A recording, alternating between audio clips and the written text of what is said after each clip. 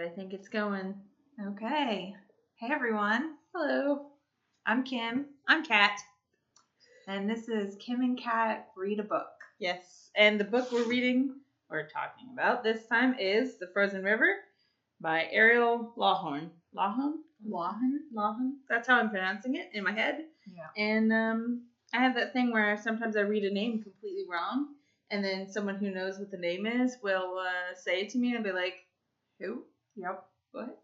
It happens. Someone told me once that if that happens, it's a sign that you're really smart. Oh, well, oh, thank you. We'll go with Thank you, that person who said that to you. Yes. Yeah, I heard it was a big, like, you're a reader, not a talker. Okay. And so you'll look at a word and you'll read it in your head, and then you won't talk to anybody else to confirm. Yeah. So, my best and most fun example is that when I was in high school, I was a Twilight fan, and I went to a midnight release of the 4th book, and I was talking to everybody about Carsilli, he's like the dad, he's the dad. And they were like, Carlisle? I was like, the Carlisle, for sure. It was very embarrassing, especially because I was, 14? So, a mortifying age. To make a mistake like that in public. But now it's a funny story. So good. This is our first one, if you can tell. But I'm super excited to read this book. To talk about this book. I guess I did read it. We've been doing a book club in our knit group this is our third book. And we liked it so much that we're like, we're actually going to meet to talk about the book before we talk about the book as a group. Right. And she's making fun of me because normally I'm the one who reads the book super far in advance, like a month in advance of the actual group. And she did that. And then I was like, oh, I haven't gotten around to it yet. I'll get there. I own it. And then she was like, really? You haven't read it yet? So I was like, okay, fine. And I read it in 2 days. So it was good. Yeah, I was the speedster this time because I ordered it from the library thinking it would take forever, and then it came right away. I prefer actually to read my books closer in time, so I'm usually the one pushing the limits because I prefer to read closer in time to when we're actually going to discuss the book because I forget what happens. Well, this will help. This will help. This will refresh our memory. We're gonna come in and everybody's gonna be like, I mean, how many people are reading it this time? Like 7? Yeah, 6 or 7, I think. The first one we read was Northhanger Abbey. It was not great. It does help to put in perspective that it was her first book, but Jane Austen. Yes, that's true, Jane Austen. But it was very hard for me to read that because honestly, it boiled down to like 16-year-old goes to sleep over at her friend's house and doesn't have a good time. Yeah. And I just found it really boring. Yeah. Honestly, like nothing happens. There's happens. No plot really. It's just kind of like a daily. Right. This happened today. This happened today. This happened today. The only major thing was maybe like her friend was kind of not a great person, but she was like, but she's popular, so she's cool, even though she's lying to me. And my brother cheats on my brother, which is not great. But that's a side character, right? It's not even like our main character doing anything cool. She's just talking about how something else happened.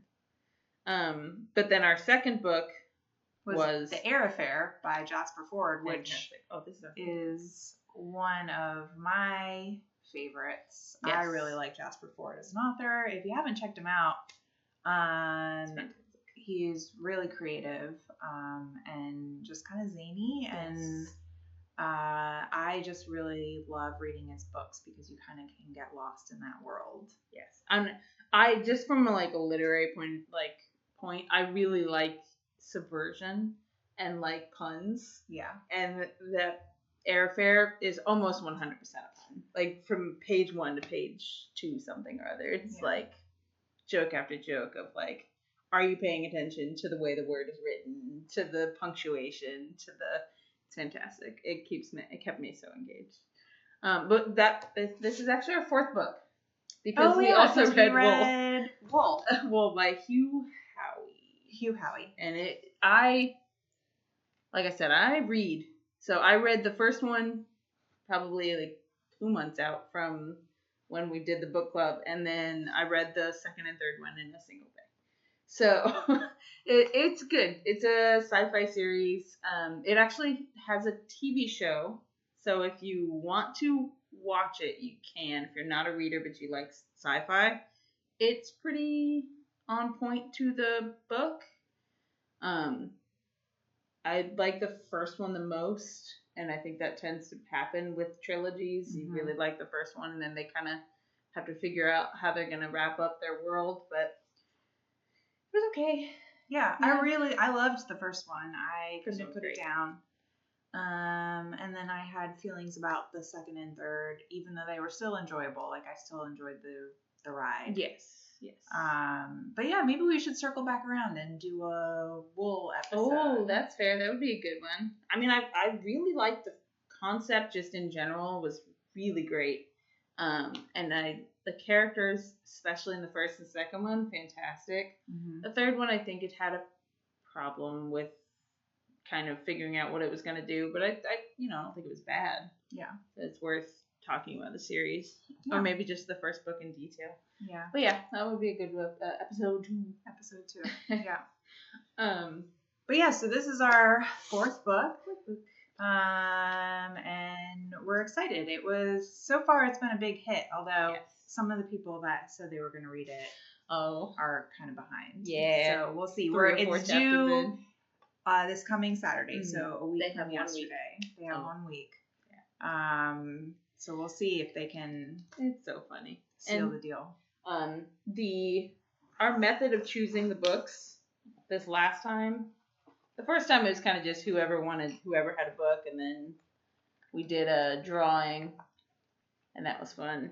And then, where's my pin? It's a really cool pin. Oh, there it is. Our method last time was to spin this really cute little pin, and it landed on self-help, and then everybody in the group was like, no way. No, thank you. No, we're good. And then it landed on historical fiction, and everybody was like, okay, we've got some ideas. Yeah. And then I think you suggested this. Yes, I did, because somebody at our local bookshop called The Stacks here in Savannah was walking out of the shop with this, and I saw the cover, and I went, oh, that's a really bright book. What is that about? She's like, oh, it's a historical fiction. It's got really good reviews. So, and it was on my radar too when you mentioned the name, because sometimes my friends on Facebook will be like, it's summer, what should I read? And I will follow the comments and then pull in things that sound interesting to me to Goodreads.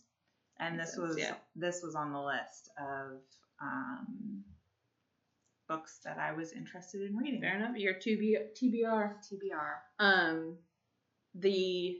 There's a whole mess of book clubs here in Savannah, and the Silentish Book Club has a bingo card for this year, and one of the bingo spots is historical fiction.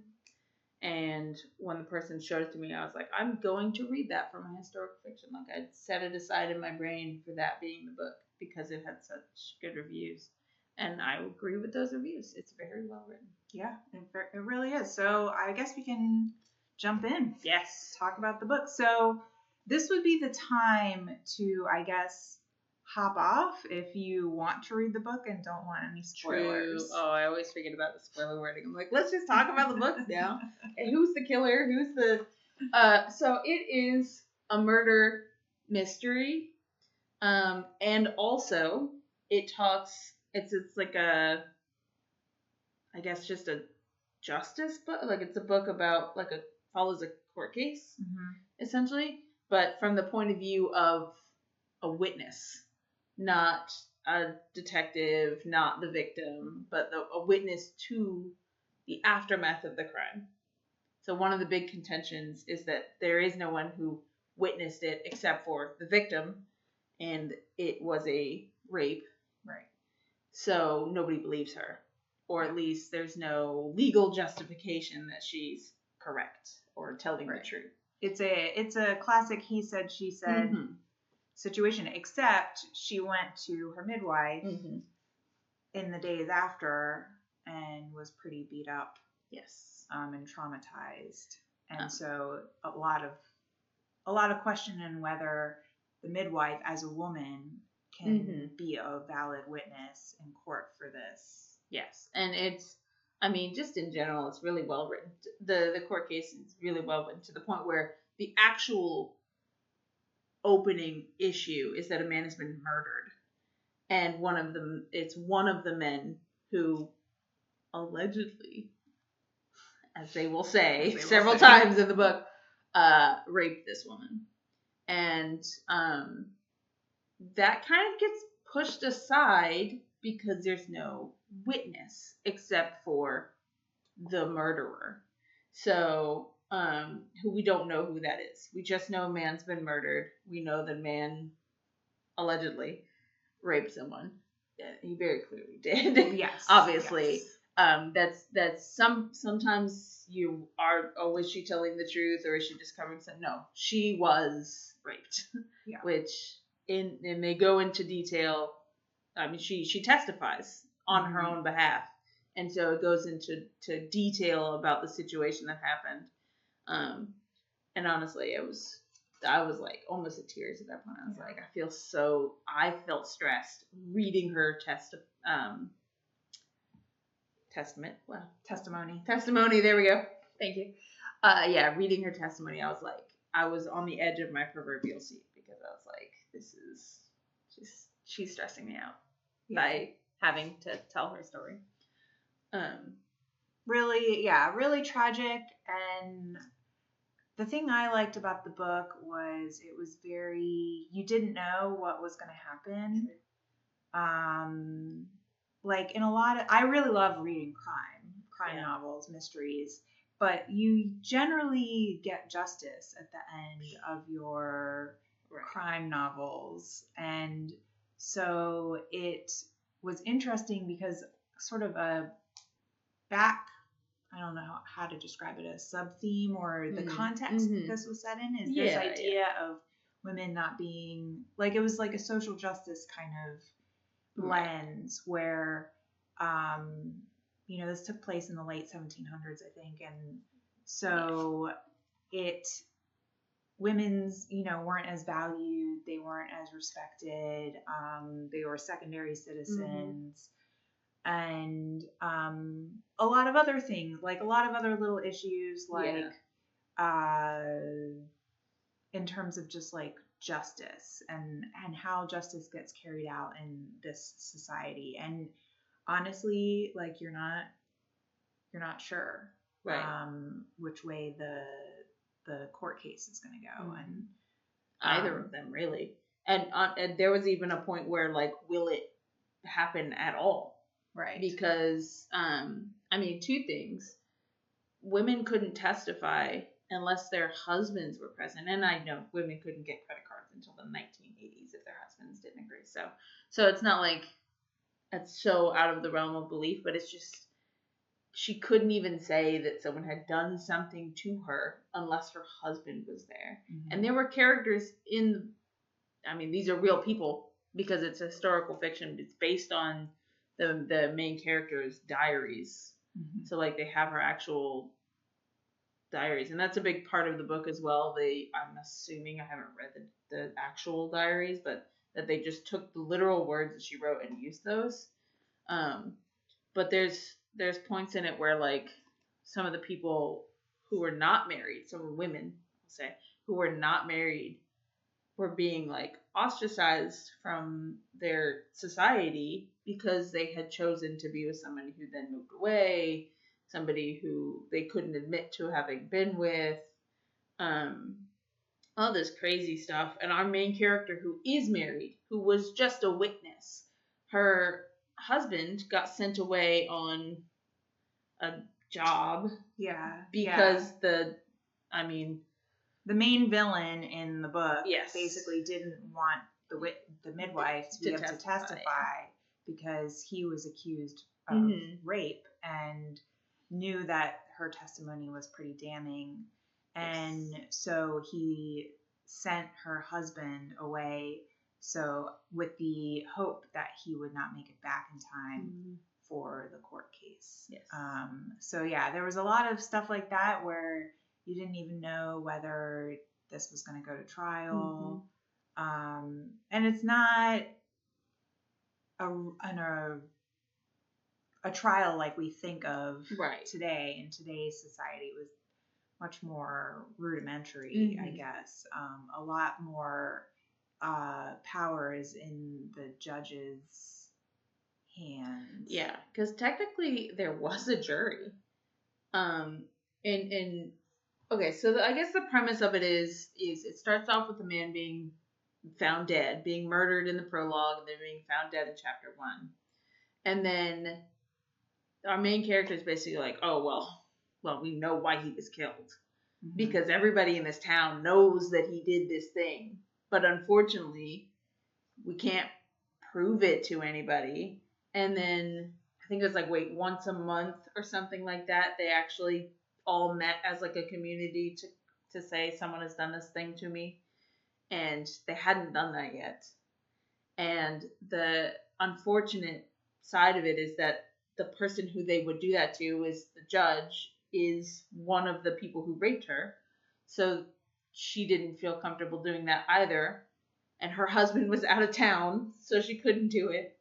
And it was a whole mess. And then it was found that he tried to cover up the murder. The judge himself tried to cover up the murder by like convincing a doctor that he had hired to say that it wasn't a murder, that it was a drowning, an accidental drowning.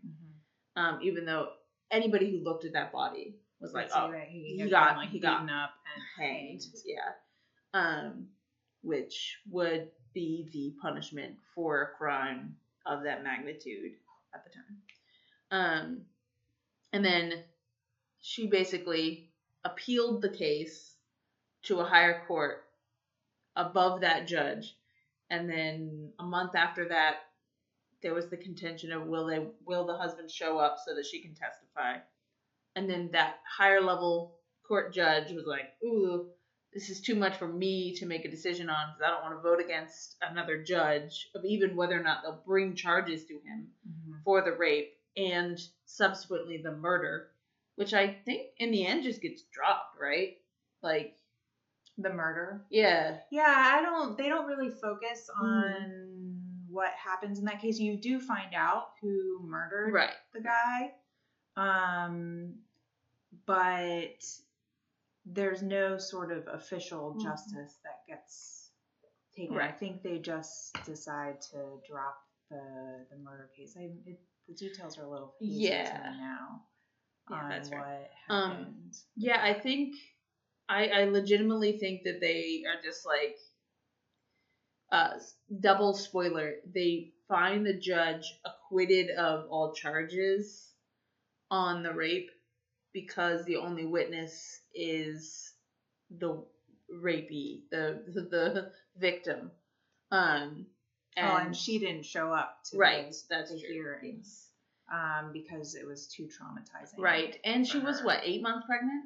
She got pregnant from the rape, and so she was very pregnant, and also, you know, what you would expect. Stigma, they drag her name through the mud, drag her husband's name through the mud, and she just didn't feel like she could go through with testifying again, because she already did it once. So unfortunately, the judge who raped her gets off. Yeah, completely. I'll say completely legally he gets off. He gets his comeuppance. He does, which is fantastic. It's a great scene. I'm happy that he didn't die. Yeah, but that he got, because that's worse. It's just so much worse. Yeah. She gets him in the end, which is great. Our main character, what was her name? Martha Ballard. Yes. Yeah. I did read the book 3 weeks ago. I can't remember the name of it. It's what it is. I would like to say, though, as a little side note, what I really appreciated about this book was that at the end, the author Is it in this? Yeah, there's a author's note at the end where she talks a lot about the actual Martha Ballard who lived and her diaries. And I read that whole thing. It's only like 10 pages long. Yes. Really fascinated about how she used those diaries to create this book, and how much she had to fabricate versus how much she took, straight from the diaries. Apparently the diaries are very dull. Oh. Well, yeah, I mean, just the excerpts that we read, some of them are like weather, cloudy in the morning, rain afternoon. I was at home all day. I stayed at my house. Even the one where like she was talking about the rape. We had company this afternoon. Mr. Savage here informs us that Miss Foster has sworn a rape on a number of men, including among whom is Joseph North. Shocking indeed. I have been at home. And that's like she uses that like 6 times in the book to be like, here's the evidence. I wrote it down, guys.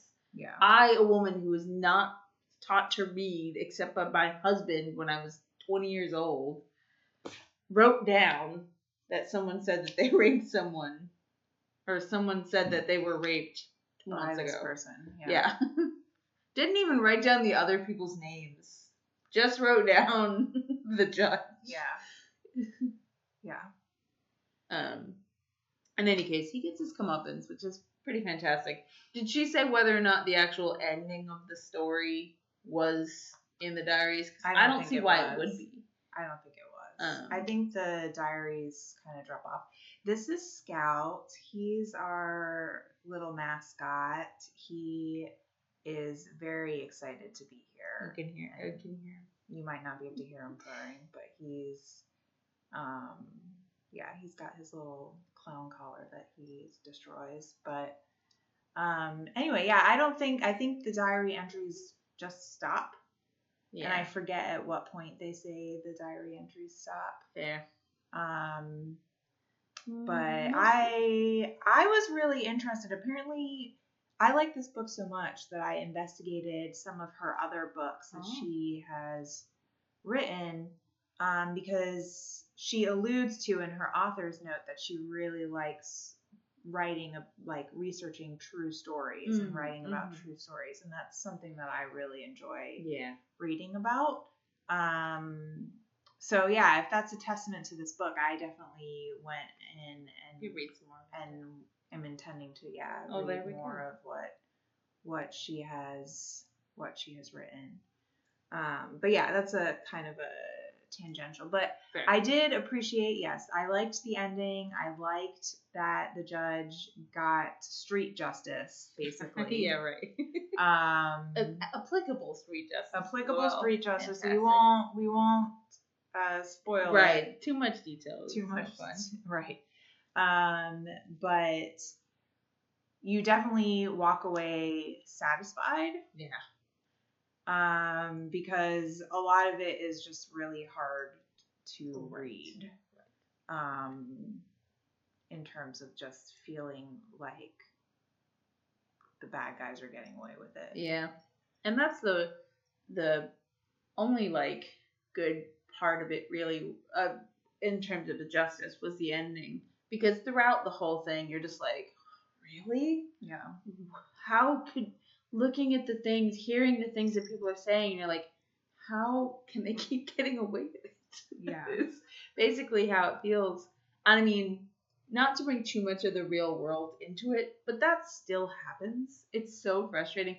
I mean, especially with rape, it still happens. I guess I don't want to talk too much about that because I will go off, but it's just so sad.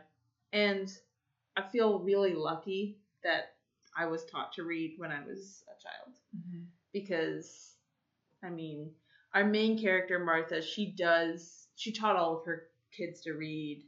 And unfortunately she lost some kids, but she was still teaching them to read. So she really valued education and opportunity for women. But it was just so rare in the book series that it seems that everybody who was connected to Martha wanted that, but the community as a large did not. They were like people who were like, "You're doing what now?" Yeah. I mean, there was a doctor who straight up was like, "She's a woman. What could she know about giving birth?" Right. Like, excuse me? First of all, not only she had 9 children. Yeah. She's also like, he was new to the community, I guess, but then also the women in that community who did know her compared her to the male doctor and were like, he's better. Yeah, he's Harvard educated, He went to Harvard. so he must be better. Which he is not. He's my most annoying character in the book. Yeah. I probably was more frustrated by him than I was of the main villain, Joseph North. Yeah, he was like comically evil. Yeah. So that's fair. So he just, and I don't know if it's because I'm like tangentially, like my actual profession is in, like I teach at a medical school, and so doctors being pompous assholes really like grates under my skin, but he was definitely my least favorite. The character that just really irked me. Just like have some. It feels like common sense, but just like you're committing a crime right now, right, sir? Like, like, don't think you know more than you do. Right. That kind of trait in people just really, really irritates me. Yeah. So, but I would say that there are great characters. I really liked the characters in this book. I wouldn't say that the main character was a little nuanced, but if you're looking for like really deep characters, like you don't get that here. They're pretty one-dimensional in terms of like they're bad, they're good. Right, that's fair. But that doesn't really detract from enjoyment of the book. I think that helps that it is based off of real people, in that you're kind of like you're getting your information from a book, like her own diary, right? So you're getting like the surface level of who everybody is, and then that's really all you need for the story. I mean, because like, what was her name? Her name was Sarah. The Sarah White, maybe. Yeah. Yeah, the girl who was pregnant, without a husband, right, and was kind of shunned by her community. Yes, I feel like she was probably the most developed background character, simply because like she had to go through that arc of like, I'm being shunned, but I know that I'm right. So like, she wasn't just upset that the man she chose to have a child with, I guess she didn't choose to have the child, but the man who she slept with before marriage, she was like, I know he's coming back, so I'm just going to ignore all of them. I'm going to learn to read. I'm going to learn to write. I'm going to try to get a job. And then he does come back. Which was shocking to me, actually. That's not how I expected that story. I mean, it really felt like a little bit like she was just like, all right, just happy ending for everybody. Yeah. Not everybody, I guess, because poor her son Cyrus. That's what I was like. Silius, that's his name in my head. Yeah, poor Cyrus. Which again, like, I mean, what was it that took him out? Not measles, but diphtheria. Diphtheria, yes, diphtheria. Yeah. Diphtheria killed 3 of her children and left a 4th, her oldest son, mute from the illness itself as a result of the illness. Yeah. And his character is pretty well nuanced in that he originally, at the beginning, I was like, oh, does he have like a brain injury, or is because they were basically like, well, he's effed. He's never gonna get married. He's never gonna have kids. He's never gonna work a real job, which felt really weird because that was the father's job as well. So I was like, what do you mean a real job? But because he can't talk. Mm-hmm. So he writes everything down, or he uses simple sign language. I don't know when sign language was widely used. It didn't feel like official sign language. Right. It felt more like gestures. Right. Nonverbal communication type stuff. And so I guess the town, having known what happened to him, even though it didn't happen in the town, they moved there after it happened.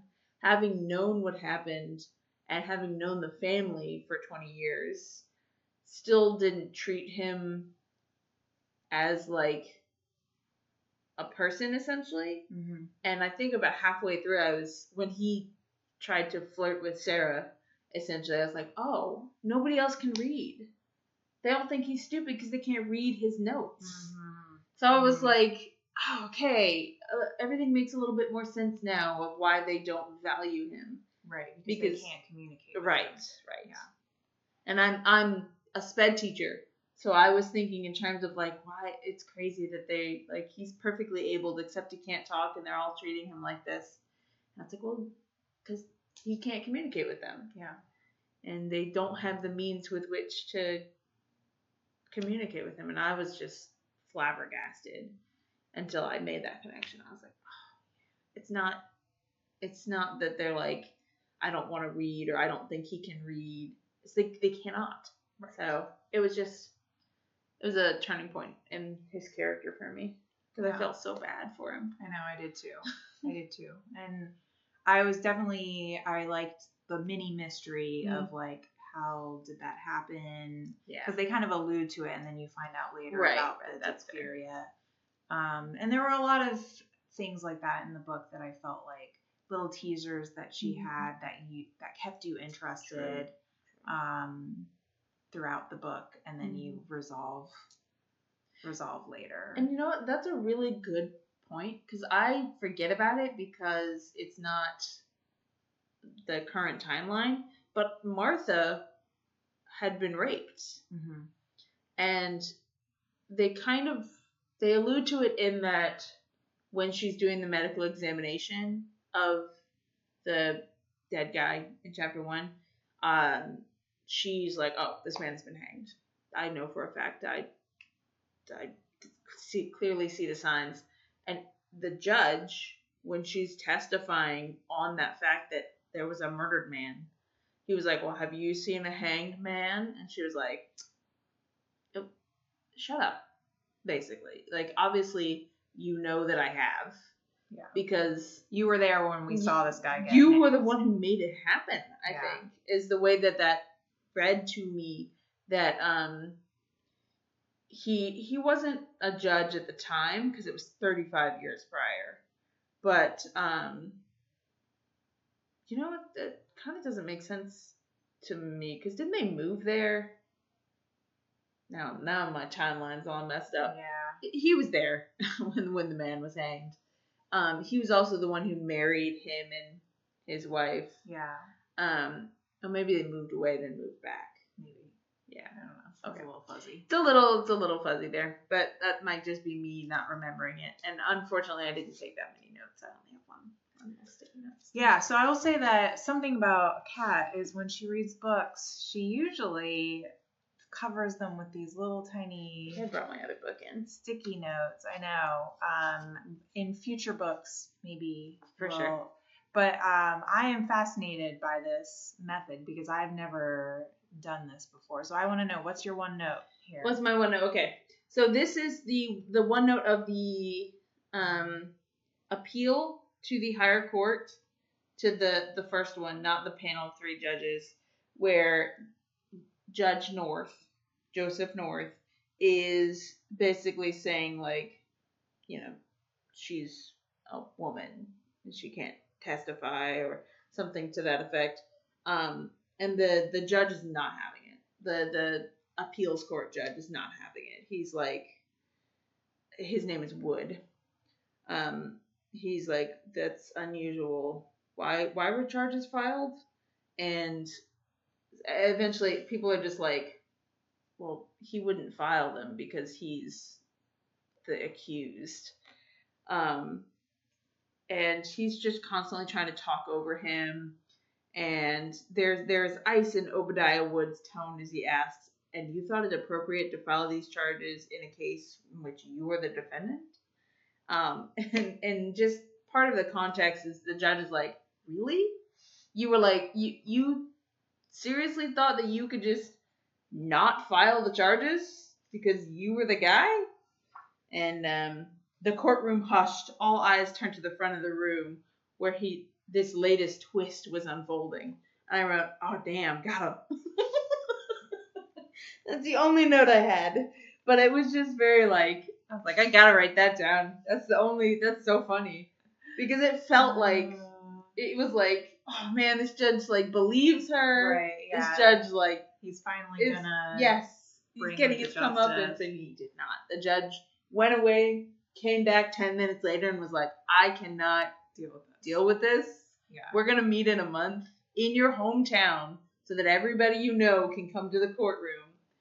And they're going to judge. A panel of 3 judges, including myself still. I'm also still going to include myself in that decision.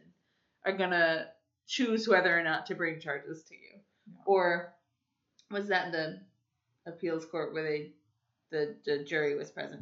Because the jury basically felt like they didn't exist, which is fine, I guess, in context if it happened 150 years ago or whatever. But it kind of just felt like nothing.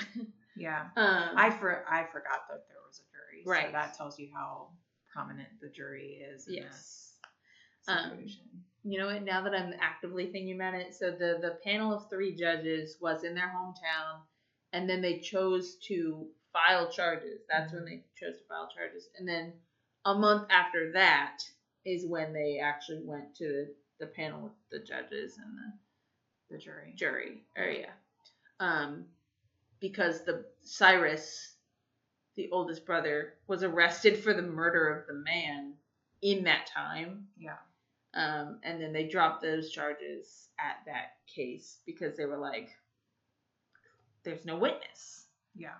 Which is, I think, that's the last time we really hear about the murder in terms of actual justice, legal justice, because there were no witnesses. Yeah.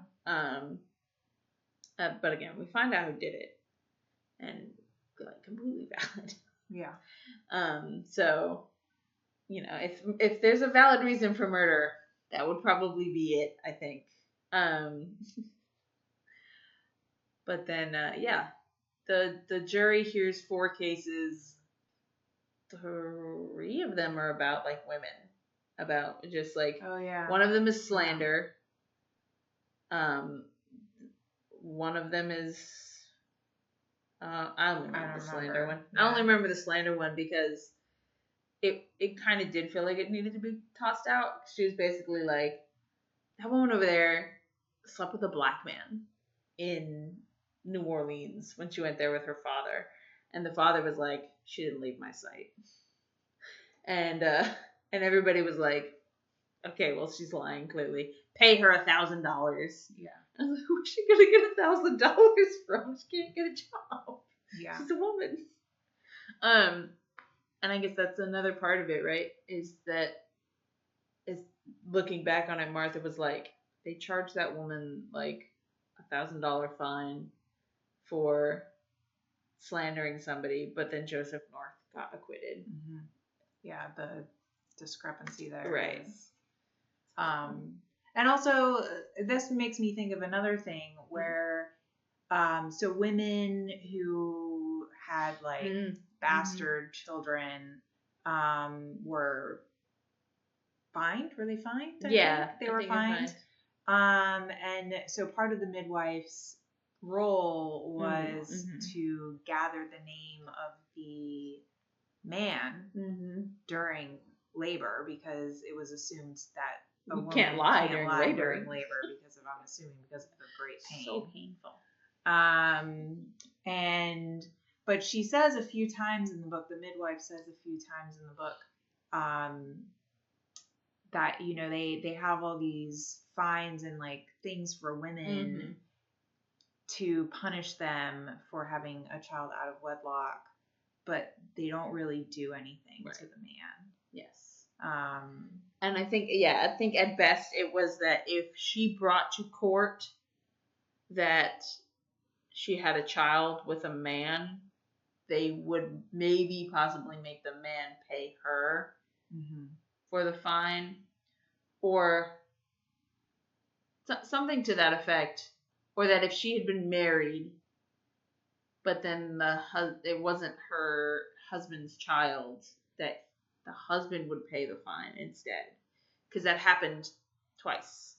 So Isaac, who, if I'm remembering right, is the victim's husband, came back from whatever he was doing. He was appealing his loss of his job because he's a priest or a pastor. And he came back from that, and then I think paid the fine of the child that they were she was forced to carry, essentially. She did try to get rid of the child as soon as she found out about it, but of course by then it had been 12 weeks, I think is what they'd said. I mean, obviously she knew when it happened, but it was too late, and of course can't do much about it at that point. And then the second one is our main character's second son has a bastard child with someone, and the woman gives birth to the child and then goes to court and has to be like, I had a child out of wedlock. And in the court case, the son comes in, he's like, it's mine. And don't worry, I've already proposed to her. We're going to get married. I put it on the village message board. Don't worry, judge. And here's the $20. I'm sure it's more than, but whatever money was back then. So here's the $20 that I have to pay for that. Which, when you only make like 1 penny a day, it's a lot of money. In any case, it's just very, unless the man is willing to step up or is like legally required to, with proof that that child is theirs, there's just no accountability for that, and the women get treated like garbage. Yeah, for having a child. I mean, what was his explanation? The judge, well, she's friendly with Native Americans, so she deserved what was coming to her. Yeah, there are a lot of little themes like that. Like you get some racism in there. You get, like I said, the social justice around women and treatment of women, and the criminal justice system and the ways that doesn't really carry out justice.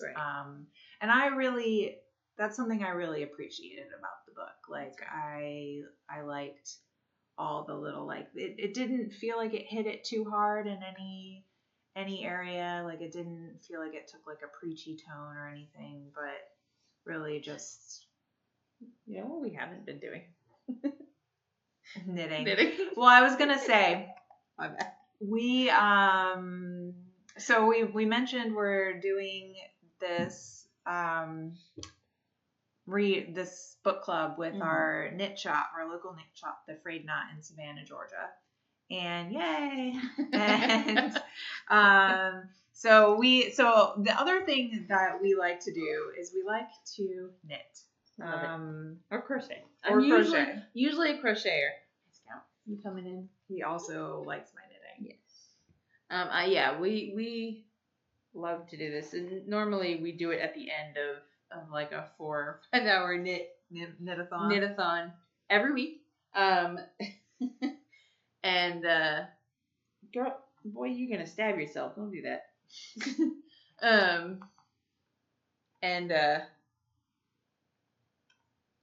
We just got so excited talking about it. I didn't think about it. So, I mean, we can end with, I don't know, is there anything else you want to say about the book, or do you just want to end showing our knitting projects? And I say, let's see. I don't think there was really anything else that I wanted to say about it. I mean, it was just a really well-written story. Mm-hmm. Like you said, the characters were a bit one-sided, I guess. Are they evil? Are they not? But that didn't bother me. No, it seemed like it was a good telling of events, and she sparsed out the information, so I felt like I wanted to keep reading. She didn't just say, "This is what happened. Here's how it happened." She was like, "What happened 35 years ago? What happened? Where did he go? Who could it possibly have been? Where's the evidence? What's gonna happen to this dickhead of a doctor? Like, yeah, he was not a great guy. He wasn't even a good doctor. No, he was a terrible doctor. He was a terrible human. He seemed to love his wife, so I guess that was a redeeming quality. That's very. You know what? That's a good point, because the judge did not love his wife. No.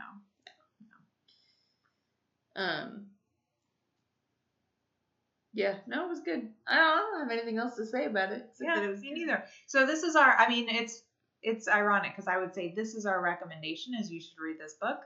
But if you've made it this far, hopefully you've already read it. Maybe in future episodes we can do non-spoiler talk about the book up into a point, and then we kind of started with we the did spoiler kind of talk. start like with spoilers. We did not talk about who the murderer was. No, we did not talk about what happened at the end. Right. We did spoil the rape case, unfortunately. Yeah, but it's kind of the whole premise of the book, so it's kind of hard to avoid that one. Hard to, But anyway, hopefully in future episodes we will also be knitting. Probably should have started with knitting. We should have started with the knitting. This is, we're figuring this out. Episode 1, guys. Episode 1. I know. Thanks for being on this journey. This is going to probably be like a from the vault episode. Yes, right. Day. Once we've got it down, we'll figure it out. But yeah, so I'm knitting this. Actually, let me hold it up right. Now I've got too many strings because I'm knitting with like 2 balls. Mm-hmm. But this pattern is called Pink is for Power by Melanie Berg.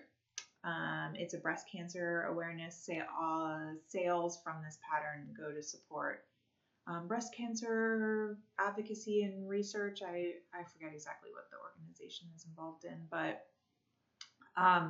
my sad story is this is a hand dye. I'm making it with Manos de Uruguay Alegria, and I joined a new ball down here, and it's like a completely different shade, and I had knit like this much with it, and finally decided to rip it out.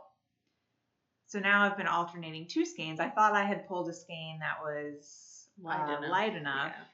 But I don't think it's made much of a difference.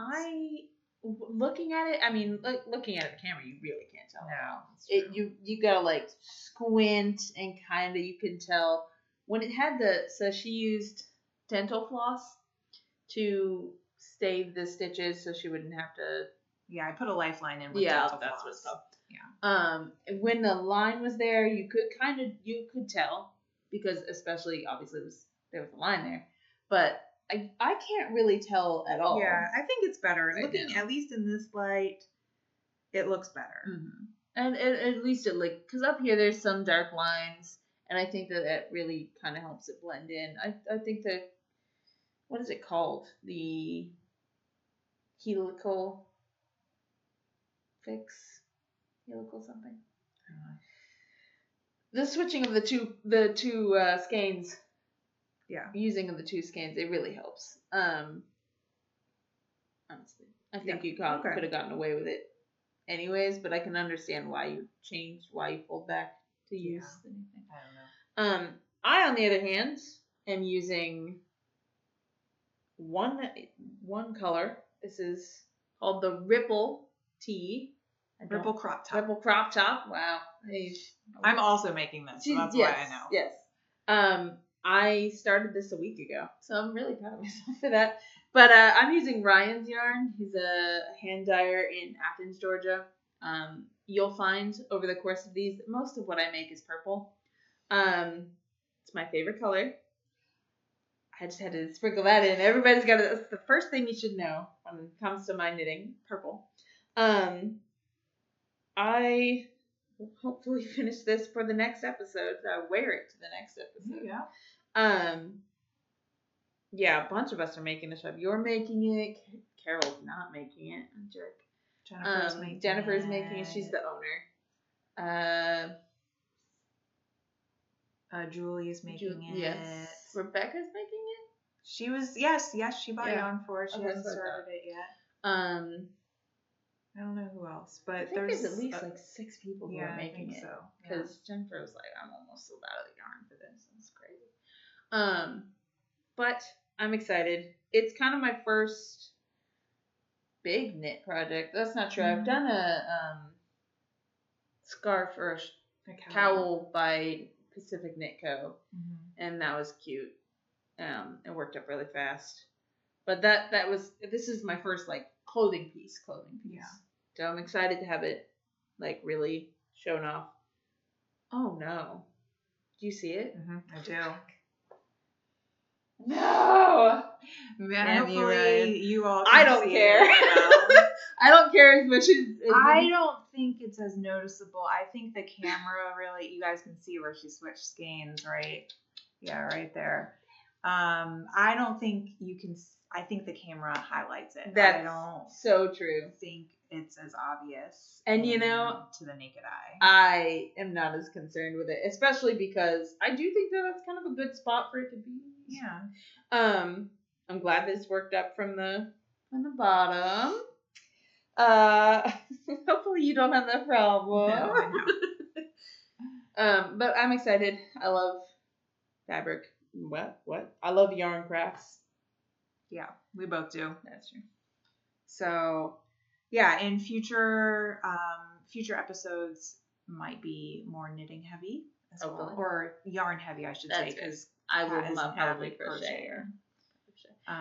Planning on making a blanket next, so that'll be fun. Woo. Yeah, last year summer I made a blanket. That Lover's Tarot card blanket. That was cool. We should also have an episode where we in episodes we bring in some of our completed projects. And true. Yeah, that's fair.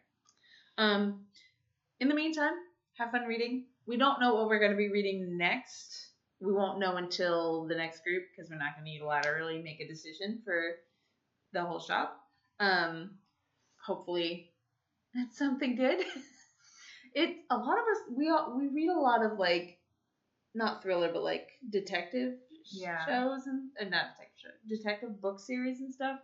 So I have a feeling that we're headed towards there. Jennifer likes to read non-fiction, like biography kind of stuff. So maybe something like that. Of course, I always have recommendations. I read a lot. So, but, hopefully we'll have the next book that we'll read for book club will be something interesting to do a podcast. And if not, we'll do wool. I think we should do wool anyway. That's true. But I'm saying for the next one. For the next one. Okay. We might do wool anyways. Yeah, depending I think we on should how far because it might take us a while to read. Yeah, that's true. New book. So anyway, thanks for joining us. Shop talk. Maybe we'll cut this out. That's fair. I can edit this, can't I? Oh my gosh, I didn't even think about that. Yeah. Okay. Bye everyone. Bye.